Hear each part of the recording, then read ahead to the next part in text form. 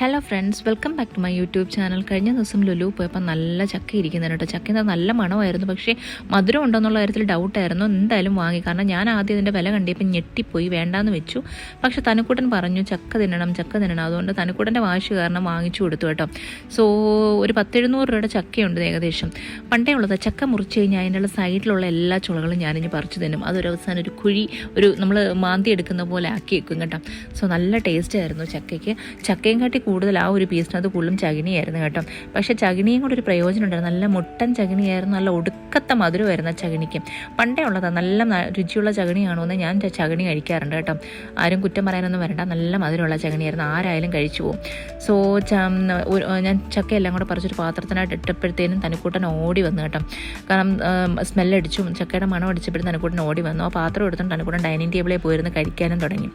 അവളുടെ പുറമെ ഞാനും പോയി, കാരണം ചക്കയെന്ന് പറയുന്നതിൻ്റെ ഒരു വീക്ക്നെസ്സാണ്. കാരണം തനുക്കൂടിനും അതേപോലെ ചക്കപ്പഴം, എല്ലാ ഫ്രൂട്ട്സിനെക്കാട്ടിലും ഇഷ്ടം ചക്കപ്പഴമാണ്.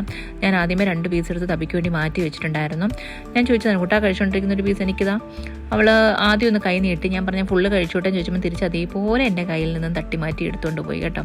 സോ 2 ചക്ക കുതിച്ചുകളും കൂടെ ചക്ക കഴിക്കുകയാണ്. സോ വീഡിയോ ഇഷ്ടപ്പെട്ടെങ്കിൽ ലൈക്ക് ചെയ്യുക, ഷെയർ ചെയ്യുക, കമൻറ്റ് ചെയ്യുക, സബ്സ്ക്രൈബ് ചെയ്യുക. ബൈ.